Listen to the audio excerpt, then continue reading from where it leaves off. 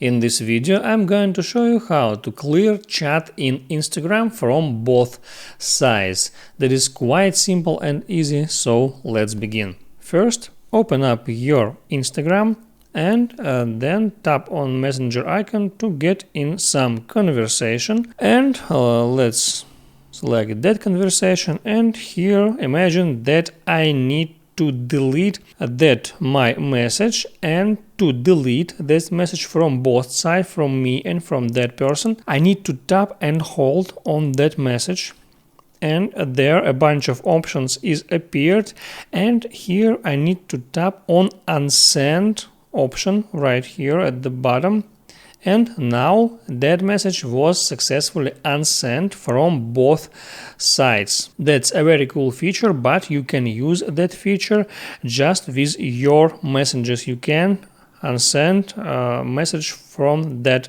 person. So I hope it helps you, and before you go, please like and subscribe.